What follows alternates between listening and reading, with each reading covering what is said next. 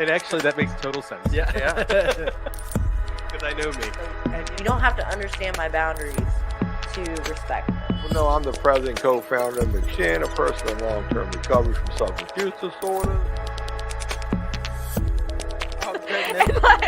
Okay, I gotta work on that. Celebrating my 6 months. Didn't have cake. Yeah. Gosh, you scared me.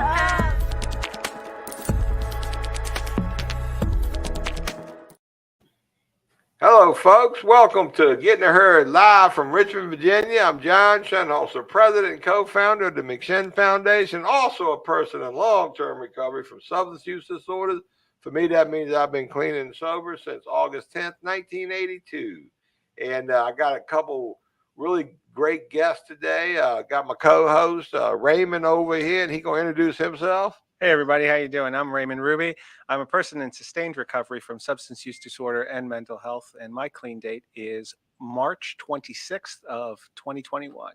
Holy smoke. How'd you do it? One day at a time, John. Good answer. Good right. answer. And we got an extra special guest, oldest living legend I could flush up out of eastern part of the soon-to-be hurricane state from, where you, Fort Lauderdale, Florida, Rick? Yep. Rick Riccardi from Fort Lauderdale. Rick, tell us who you are, where you're from, what you got going on. Hey, I'm Rick Riccardi. I'm a person in long-term recovery. My sobriety date is June 24th, 1994. And we have a recovery community organization down here in the Fort Lauderdale area has a lot of housing as well as services. We have a couple of 100-bed housing that goes along with the services. Well, that's incredible. You know, now, Rick, I've known you a while. We first met. I can't remember how long ago it was. How long ago we first met? 10 years ago. All right, 10 years ago, you was getting up and running down there in Florida. And I think we went down there and helped you out, you know, do some recovery community type stuff, some training, right. Some peer training and whatnot. And Raymond, we've only known you a few months really here at McShin. You now have a good job here. You came in as an intern. That's right, yeah. Well, we got recovery in the house on this show. But I recently spent 4 days with, 400 peers down in Arkansas. We did a panel on RCOs, and I was talking to Rick, and I asked him down there, you know, how do you start this recovery center you got in these sober houses? And he told me the answer, and it was just too good to keep it to myself. We got to share with people. Yeah, what'd you say, Rick? You never know where your inspiration comes from. So briefly, Rick, you were, I want to say, 10 years sober when you had an incident. Is that correct? That's correct. Well, no, the incident was when I was 6 years sober. And how old were you? I was 62. That was my birthday. 62 years old. So you're 62 years old on your birthday, 6 years sober. You're going to some event, correct? Right. Oh, well, actually, we're going to the beach. I was going to the beach with my wife. It was Easter Sunday, 2002. So let's see. No, I was actually 8 years sober, right? Because I got sober in '94. So I was 8 years sober, going to the beach. It was, you're trying to park a car, find a parking space. Yeah, and there's thousands of people in Fort Lauderdale Beach at the time, and so I'm getting frustrated and angry. And after it felt like hours, but you know, I exaggerate, but it was a long time trying to find a spot and getting cut off, and then people giving the finger, and you know how frustrating it was getting. And I finally just stopped and I said, okay, I'm just going to sit here and wait for a spot to open up. And probably sat there 10 or 15 minutes, and cars were backed up behind me, people walking all over the place. And eventually a spot opened up, and I pulled into it forward and into a meter spot. And as I was pulling into the spot, a lady stood in the spot and waved me off to basically was blocking you, wouldn't let you take that parking space that you've been waiting for. Yeah, so I got very frustrated and got angry, got out of the car, asked her what she's doing. She can't, whatever. She said she's saving it for her husband. I said, wait, this is crazy. And then it was to the point of frustration and anger that I felt like, hitting her. And I said, I can't do this. She's a woman. I got to sit down. So in my logic at the time, I get back in the car and I decide I'm going to threaten her with the car. I'm pulling it to the spot no matter what. And she's determined she ain't moving out of that spot. And so we have confrontation at the bumper where she decides, when she climbed on the car on my hood, when I touched her with the bumper. So that was her she solution. jumps up on your hood. So here you are trying to park your car and you got a crazy lady on your hood. That escalated quickly. Yeah. Wow. And at that point, instead of getting out of the car and going to get a cop or something, I'm now trying to get her off my hood by hitting the accelerator, hitting the brake, touching it, tapping it, and trying to jerk her off the top of the hood. And my flip-flop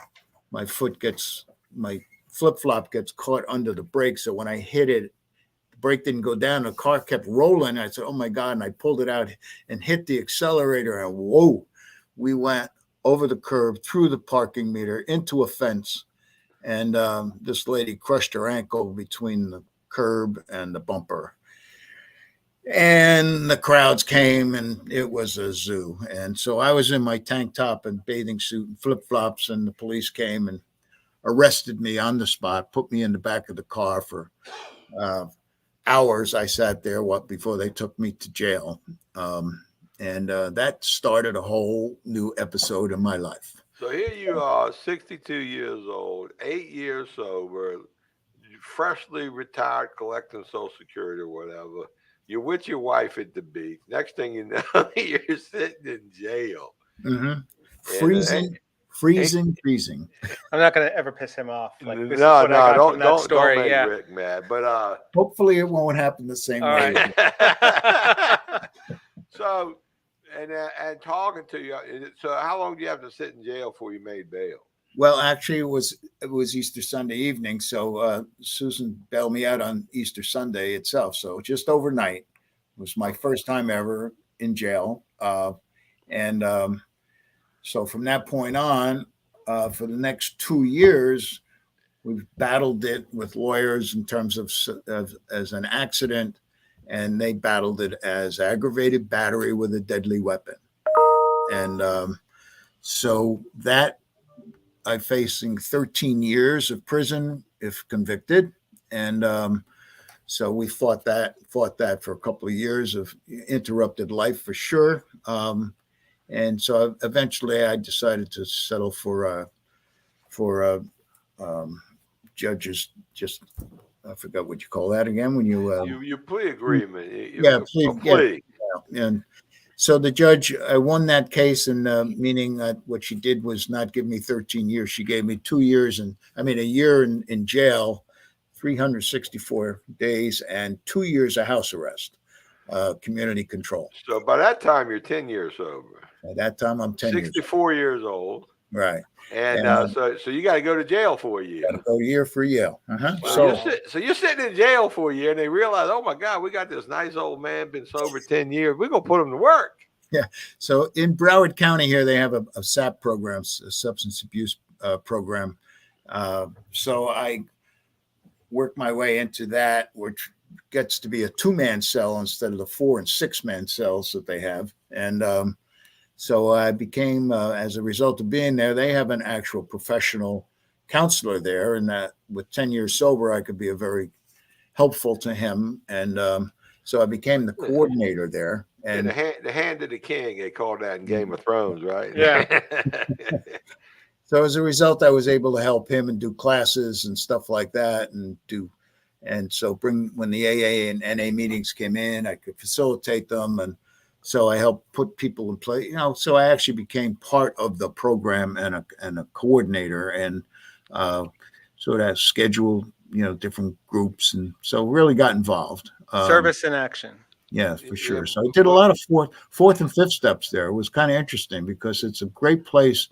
Most of the people in jail are there as a result of something that stupid they did while they were drinking or drugging, and or um, you know, for drugs itself, getting arrested for that. So it's like 95% of the people there were all related Right. somehow to drugs and alcohol. Yeah, And but you notice a lot of kids during your 1 year in jail. A lot of these kids were coming. They were getting out of jail. They were coming back. They were getting out. They were coming Mhm, back. And mhm. it dawned on you they didn't have any safe sober housing. Right. Well, there was only one housing around that the owners used to come in once a month, and everybody tried to get into the house, but like anything, they couldn't hold enough people there. So guys were very frustrated, and you'd see them, get upset and actually go back to their original places and give up. So while I was there, I said, you know what, there is really a need for another recovery house in this county. And so I created in my mind fellowship living as to what it would look like and how we would run it and what we would call it and make it nonprofit and blah, blah, blah. So when I got out on house arrest, which means I couldn't really leave where I was going to So you're live. released from your year in jail. Then you got to go live somewhere for 2 years on house arrest. Yes, yeah, correct. So I had to also work and earn a living. I had to pay for wherever I was going to live. So Were you allowed to leave the house to go to work? if you had a job, yeah. So trying to get a job while you're on house arrest, I don't know if you know how that is, but that's Well, not. by that time you're 65 years old. That's right. You're 11 years sober now. That's right. So you're on house arrest, Yeah. and you open up your first recovery house. That's correct. Yeah, And found you had a to scrape. place.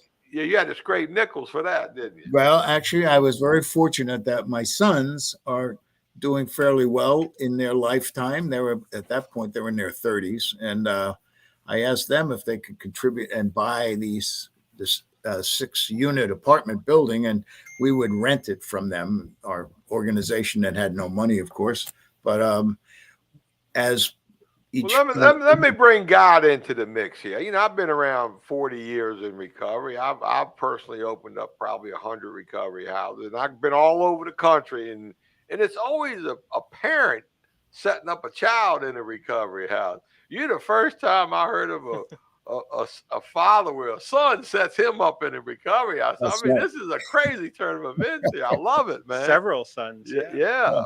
Yeah, my son. Yeah.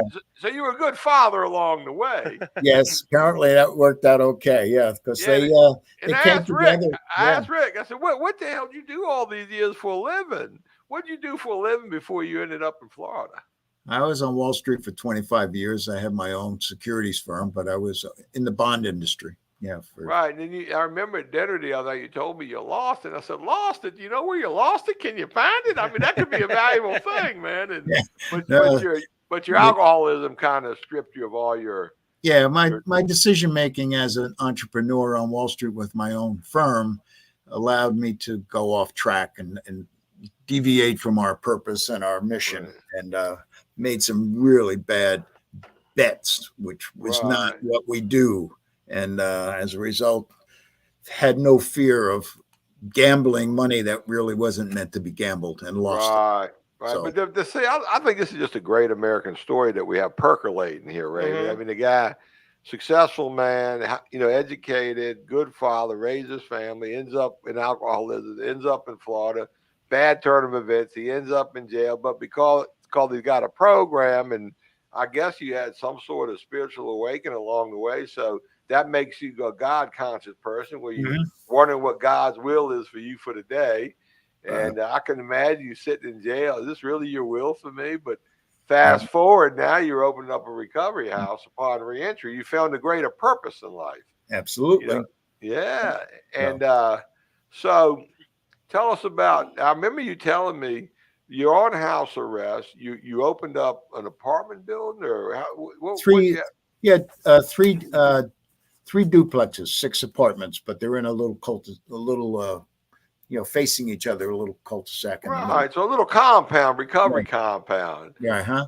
So here you are now, being on house arrest, Raymond. You'll like this part. Mhm. You got to tell your PO when you go to a meeting, what time you're going to get there, what time you're going to leave the meeting, and what time you're going to be back. Yeah. Mm-hmm. Now you had a hard ass PO back then. That's correct. Yes. And you were signed out for 90 minutes to go to a meeting. Right. So tell us about that incident. Yeah. Okay. Yeah, I was 13 months into my house arrest already, and I'm doing everything right, to checking in and out, and so this one day I check in to say on there I was going to an AA meeting at 5:30, and I would leave there at 7 because I figured I'd hang out for a little bit of time and then come back to my house. And so when I left, I go there and I get a call from the guys in the house to say they're having an issue at the house.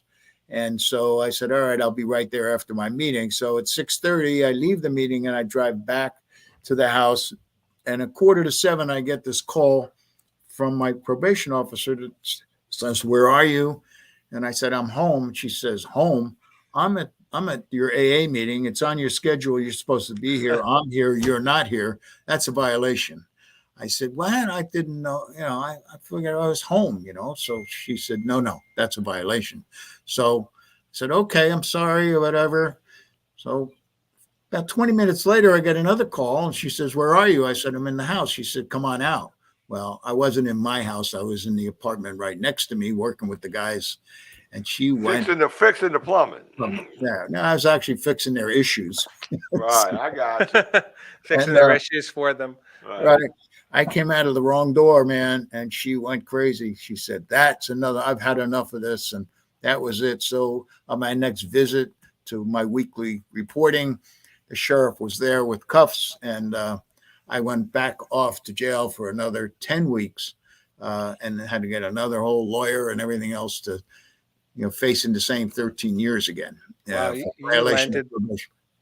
you landed the Nurse Ratchet of probation officers down there, didn't you? Oh, absolutely. Wow.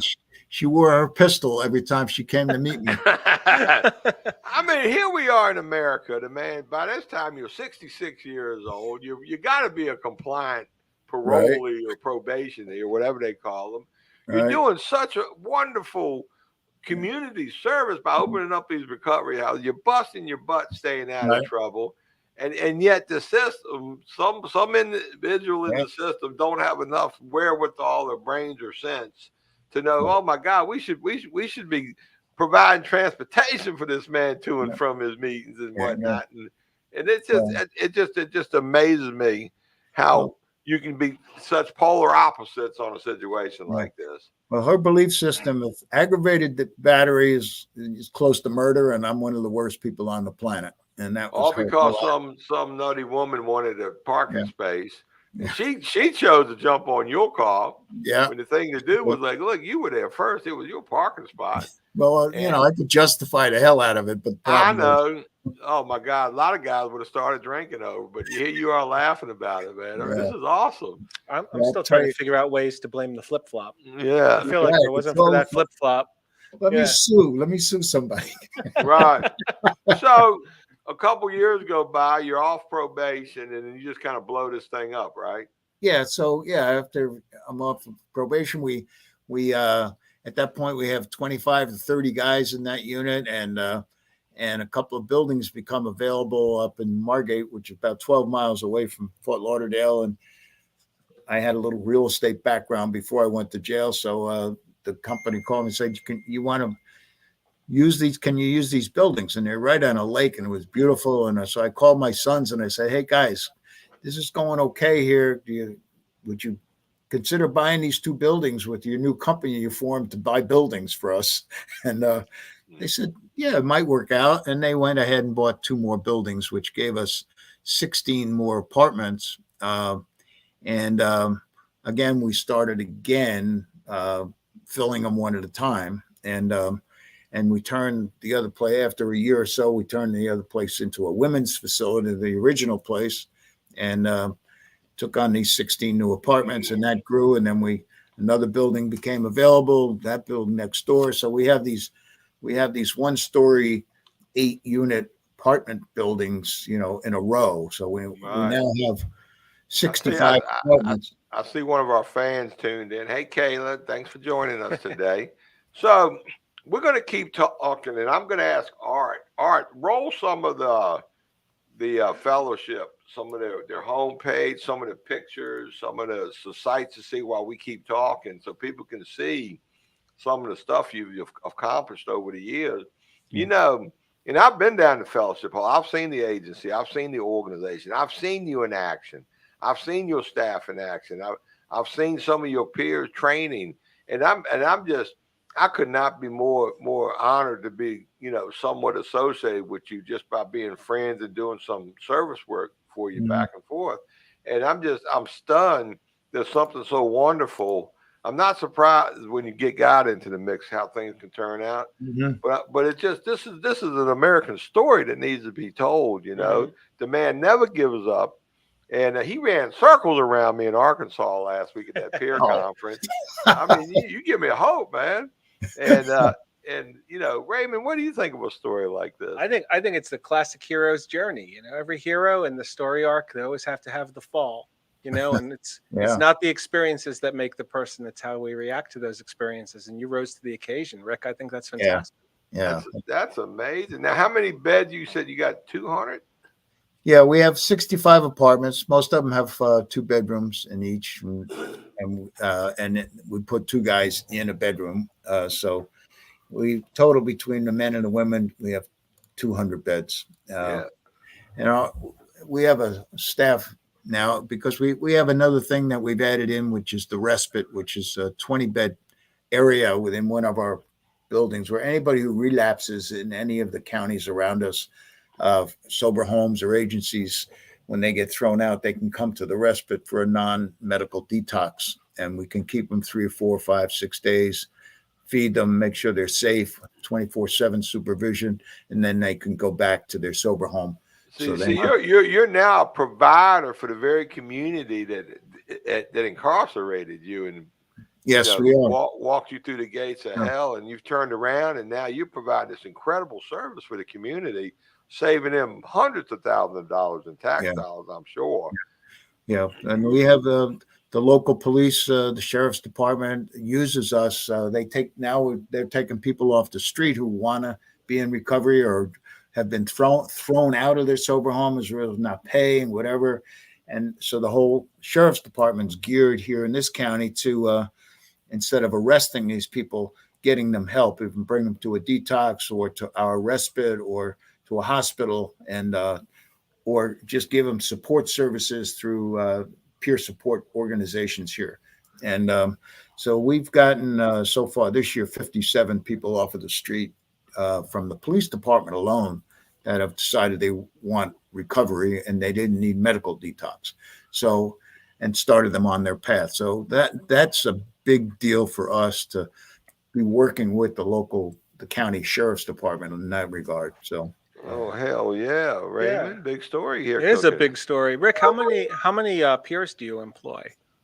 Well, we have 35 employees. 12 of them are full-time at the respite. All the rest are, what we call managers that oversee our residents. And they all have 25 apiece. And they're all, some are official peers and some are just recovery coaches at this point, but all going for their peers. So I would say in the peer, if we want to categorize them as peers, I would say we probably have 25 peers. Now let's talk a minute, because I want Raymond and Art to hear this. How did you develop these relationships? You had to do some work to develop relationships, which meant you had to go out there and start joining civic clubs, civic associations, engage the community, be that face and voice in recovery, let them know who you are, where you've been, what's going on, what you want to do. But talk about some of those organizations and how you've risen in them.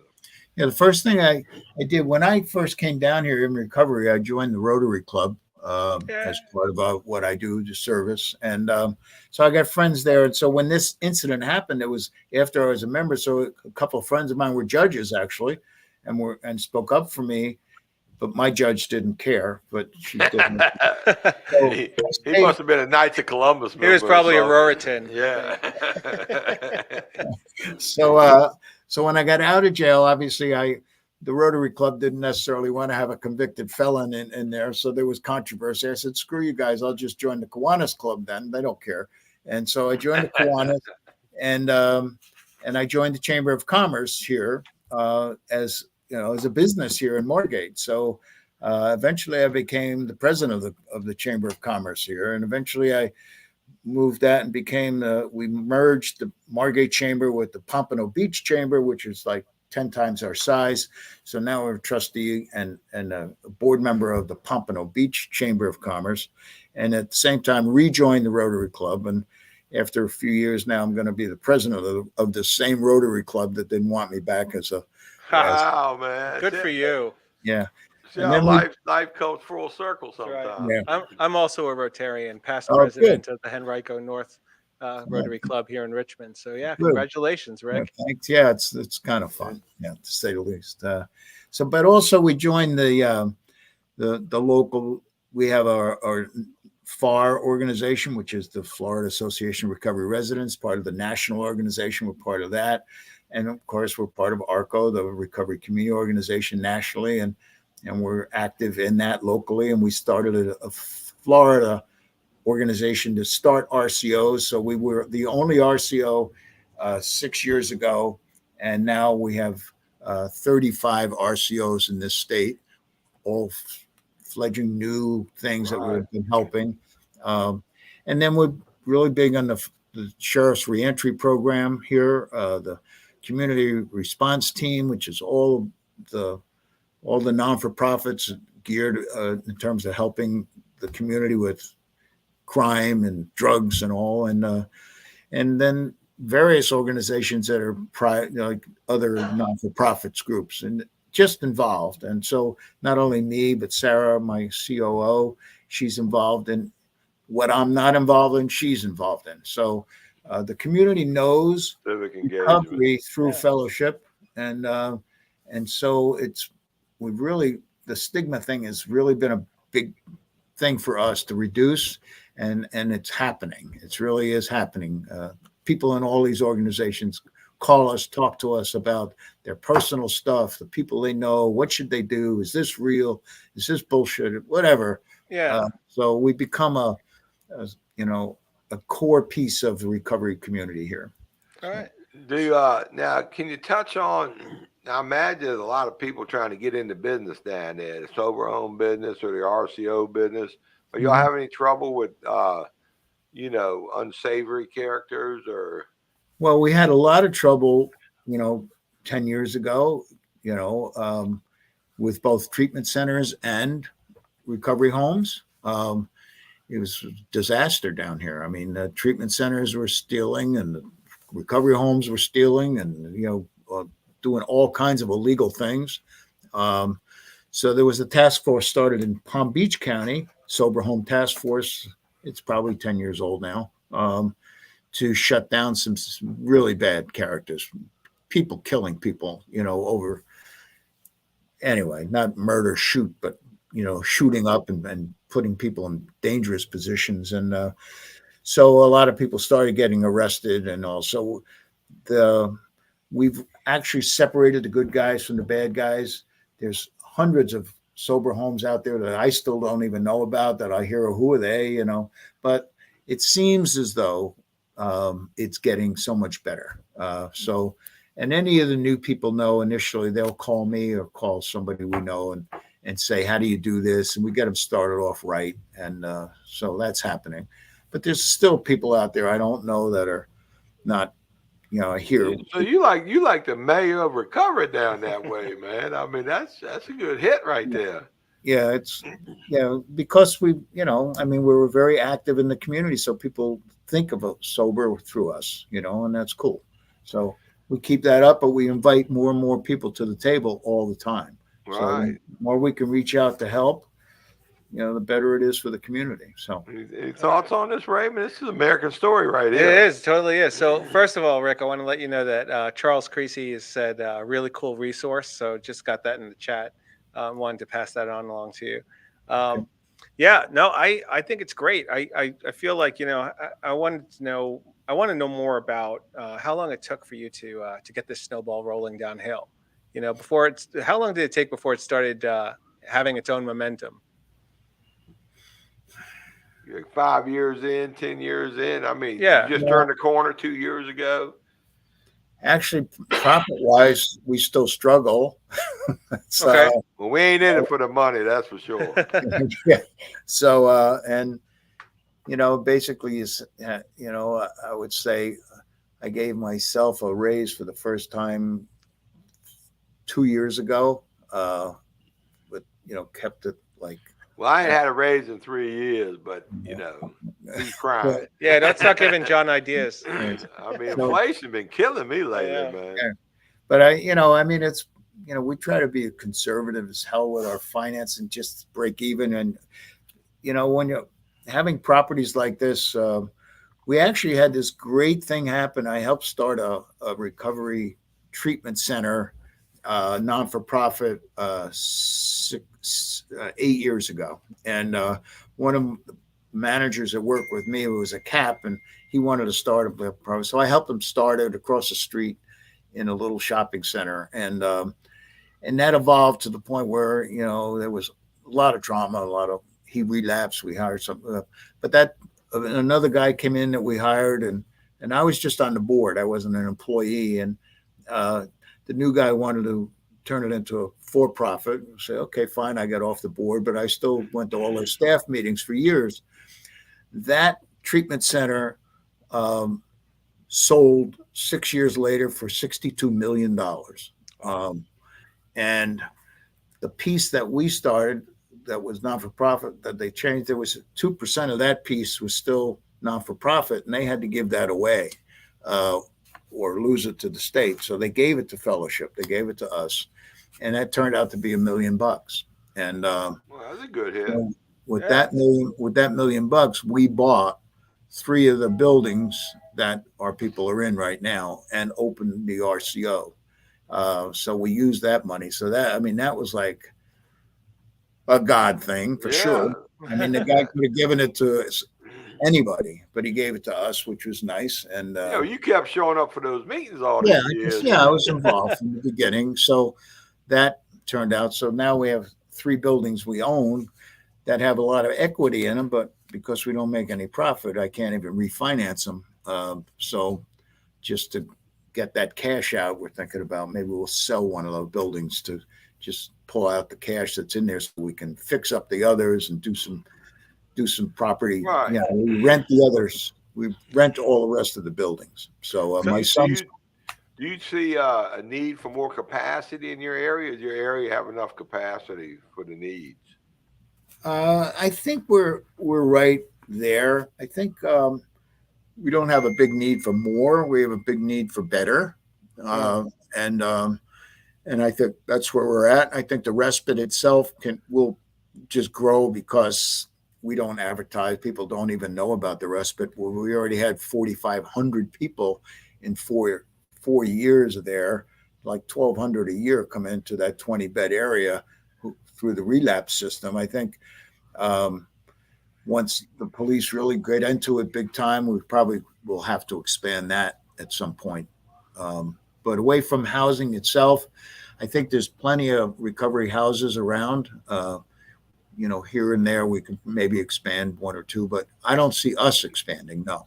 I see one of our viewers said Richmond needs more capacity. Thank you for that, Jamie. I think we do need a little more, Jamie, but we really need the other operators to pump up their quality some too. I think from what I can see, you need better. We need better, and but most people don't ask for help. They feel competitive and stuff, and there's always that fear. And we, there's plenty to go around for us. We don't feel competitive at all in terms of, somebody else is going to get this person instead of us. I mean, great. What I feel competitive about is that we're always as good as we can possibly be, and whatever that is. So, and you started collecting data somewhere along the line, right? Yeah, about 4 years ago, we started doing that. We used the RECAP system specifically, which is Recovery Capital System and that a lot of data on where people coming in terms of where they're at socially, emotionally, physically, financially. You break all those things down and then track them along as they are here. And then when they leave here, we keep trying to try your best. Yeah. I mean, here at McShin, we for years and years and years, we just contact all our alumni, see where they're at along the way. Mm-hmm. And our data showed that 60 something percent was still engaged in their recovery 2 years after, Awesome. leaving us. Now, a lot of them had, their sobriety dates might change, but they know they still need recovery, and they're still chasing recovery. Well, that gets into that program, how we define recovery. And, we put so much emphasis on time, not so much in terms of the re-engagement into the community. Well, re-engagement is critical. I mean, I know by Sampson's definition, we're in the high 60% after 2 years, still in recovery. Right. And that's pretty strong. So that is very strong. Yeah. Look at the quality of life rather than the the quantity of days. True. Right. Yeah. Because Not only that, they still know that most people, only I think 97% of people gonna relapse after their first engagement of recovery. Right. So relapse is no longer engage. Right. And I don't think it's are you sustaining? Are you staying? Are you chasing? Are you coming back? Right. And now you've seen a change in the quality of peers in the last 10 years with all the new training, certifications. Yeah, I sure have. And it gets pretty deep. It's You think we're over bureaucratizing the simple service providers? I think we are. I think we peaked. Stop trying to be more than we need to be. Yeah, I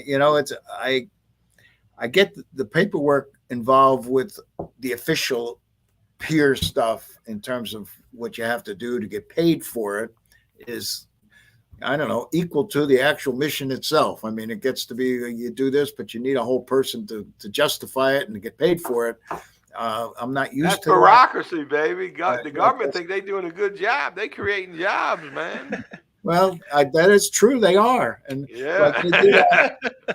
they did out in Arkansas. I mean, I think that system is great, and that's a government system basically. Even though I guess they're using it through the RCOs, but I mean, the way they've created it makes sense. It's a whole career path, and it's great. Provide the role. Oh yeah, they hammering it down there. Yeah, but they can still be authentic down there. I mean, I think you saw that. I think they really are. Absolutely, they're tuned in. Now I remember attending a church service. That church you and your wife went to when I was down there, and I thought that was a pretty cool building, a good service. Y'all still do that? The Unity Church, it's a non-denominational Christian based church, but Christian based in terms it's basically metaphysical. So it's all about why we do what we do and how we're supposed to live. But and we invite all religions to come into that church. So it's kind of Unity is a different kind of thing, but and it's always a good place for people to start if they're not sure what they want to do, just to get into the purpose. Get the feet wet, man. And go find a religion that they really identify with. I mean, we're all about whatever it takes, both in recovery and in your spiritual life, to make it happen. So. Right, you still go though, right? Yeah, I haven't gone. COVID sort of shut us down for a while, and that, so I haven't been consistently back in a while. No. Yeah, COVID did a lot of shutdown damage to a lot of things. It was one of the things that I noticed you did too. We did not shut down for COVID. It was like, I'm a firm believer that we need each other. We need to be around each other. And if the churches were shutting down to protect people, we needed to be open to have those people, if they need to be around each other, to come here. And we stayed open every single day during COVID. We took people to jail wouldn't take. Yeah, right. We actually had meetings, 10-man meetings scattered around our parking lot, trying to comply with the rules of the agencies and whatnot. Yeah. We had neighbors complain. They'd call the cops on us. Oh, you got 12 people standing out by the smoke shack. And I said, man, you better get a grip on life, man. I mean, seriously, the cops would roll through here and we'd scatter and start breaking into groups of 10. I mean, only in America, man. Yeah. They threaten you with jail, which they won't take you in. You know what I mean? Because you're trying to help people. Yeah. No one was going to jail for that. But no, I didn't see nobody go. But they did shut a restaurant. My town got shut down. Yeah. They closed them, man. Sure enough. Well, Florida was a little more open-minded than that, and we never had restaurants closed or anything like that. We had some mask certain cities were different in Florida, but you're right. Yeah. Overall, Yeah, it was down here, right in this particular area. It was tough, but it wasn't as tough as it was in other states for sure. So, right. What's your vision for fellowship? well, I see it through the Recovery Community Organization services that we can do for the community. I see it through the peer system coming up. The housing piece, I think, will just stay in terms of the amount of people the same, but I think the services that we can give. I mean, we've been, helping people find jobs and giving them clothes and, from the beginning, that's what we did. So we've always been doing Recovery Community Organization services, but we never classified it as that. So now that we're officially that and we can bill for that, that's a whole different world for us. So now we can grow. Now, like I met Kathy from Colorado at the thing in Arkansas. The other RCO you had, Kathy, remember? And she was on that panel. Her thought about, she uses that craft system as part of one of the services she does, which is the outreach for families. We don't do that here. And so we're going to start that. There's no doubt. We've been doing that for years here, but we never called it craft. Right. But we just had a discussion about that. Since I've been back, somebody else brought that to my attention. Mm-hmm. So we're going to very much get more engaged in that. Yeah. Yeah. So, hey, Jamie, you can't have too many peers, by the way. You can have all you want. So yeah. Jamie put up there, how can you have too many peers? Well, I'd like to see us have 10 million certified peers in America, I just don't want them to over-bureaucratize the system. That's all. Yeah. What is the goal now? It's 2 million, right? It needs The to be national, 10 the million. federal man. goal? It might be 2 million. Oh, is that right? I didn't know I that. think so. Yeah. Well, just before this podcast, just to let you both know, I submitted my certification application for my test. So hopefully in the next week I'll be doing that. Oh, very good. Yeah. Tick that one off my checklist. Yeah. So you got one more CPRS coming your way. Yeah. So I see this growing, in service-oriented places where there's a need, wherever that is, and that isn't filled by somebody else. We take a look and say, well, maybe we can fill that need, especially since there's funding available to do it. Before it used to be we'd have to pay out of our pocket, cost us money, like the respite cost us for $80,000 the first year, and then the second year $60,000, and the third year $40,000, and now we're getting paid for from the county, but we paid for it because it was needed and we could afford to make it happen. But now, anytime you have an idea, you can say, wait a minute, we can put this out there and get reimbursed for it. That creates a whole different game plan. So we're looking for things to do and expand that way. Now, Rick, you're 82 now? Yes, sir. Does your wife get on you about working so hard, or she's happy to get rid of me every day? She in the room there with you? No. She would laugh too. Yeah. No, she likes her quiet time. She actually works here as our HR person. So part-time, she comes in 20 hours a week and does her thing. And so she stays involved. But we're not looking to, HR, I love it. Who would have thought we'd have had HR personnel, 10, 15 years ago? How about 2 years ago? Yeah. I mean, we got an HR guy around here. I mean, he keeps threatening to fire me, man. I mean, apparently I don't conform to the language. That's right.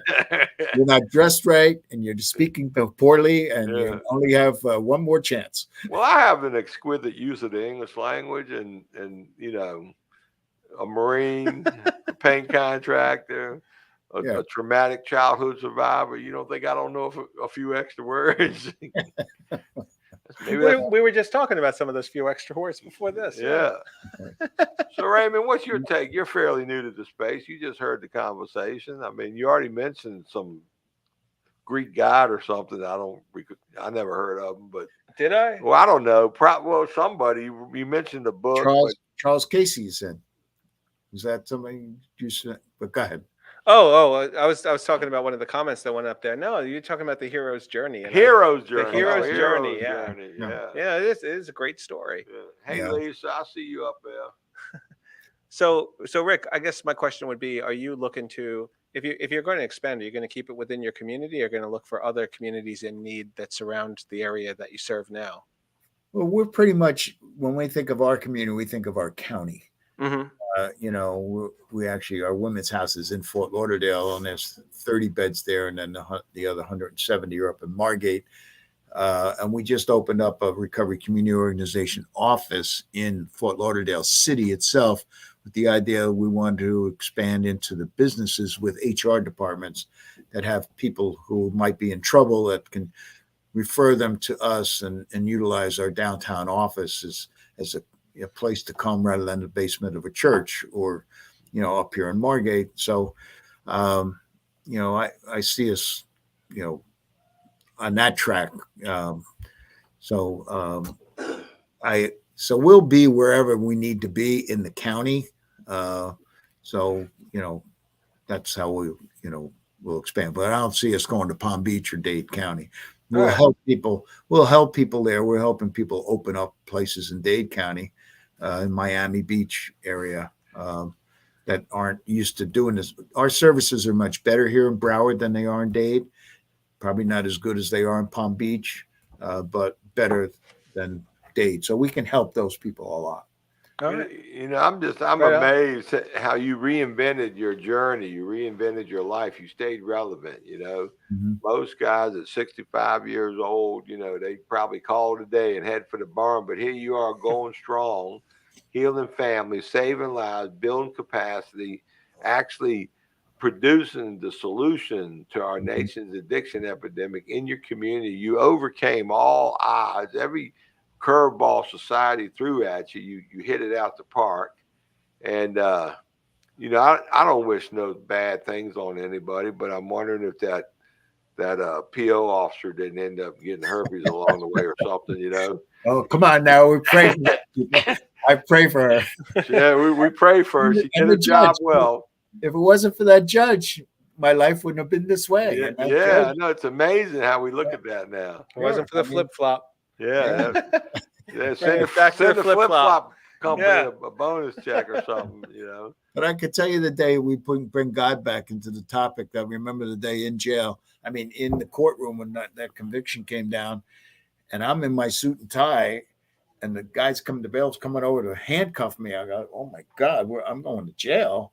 And taking my tie off, giving it to my wife and my jacket, and walking out, and to myself saying, okay, God, this is going to be interesting. Here we go. Right. And right from that moment, God was right there with me. So I took that whole thing as being a God experience from the moment I was cuffed. Absolutely. So God's will, not yours. It's hard to ask for God's will in a situation like that. That's right. But I knew that was something special. I was scared, and I was not pleasant, but I certainly was feeling this is a great experience. So I took in every moment of it and observed everything around me and everything they were doing and how it was working and the effect it had on other people. And I just took it like as a real new experience. So couldn't have got a better college education than I agree with you. You're damn right, man. You got a PhD there, baby. That's for sure. That's for sure. So we're winding down our time here. Any that was a great closing thought, actually, though. But any final thoughts before we close this out? Oh, I'm good. You're good. You got work to do. Yeah. I did read Honesty's book. It's great. Really read it. He did a great job. Yeah. It had a happy ending, man. Yeah, it sure did. It really did. That's why I love it, man. Did you read Jimmy's book, For Prison to Purpose? No. I got to get you a copy of that. That's a good one, too. Of course, you might feel like using while you're reading it, but it's a good book, man. Well, I don't know how she survived all that she went through. That's pretty awesome. Yeah, she's still surviving. Yeah, for sure. Yeah. Raymond, closing thoughts? I got no closing thoughts. I want to hear all about where you go from here, Rick. We'll circle back with you a couple of months or maybe a year from now and touch base again. Yeah. Love to be able to say some things that are on our mind to happen. All right. Okay. Well, I just hope you're here a year from now. You know what I mean? Me too, we'll have a class reunion, get the band back together right. a year from now. Yeah. Well, I love you, man. You have a great day. Folks, stay tuned for more Getting It Heard podcast and more be revealed. Love and peace out.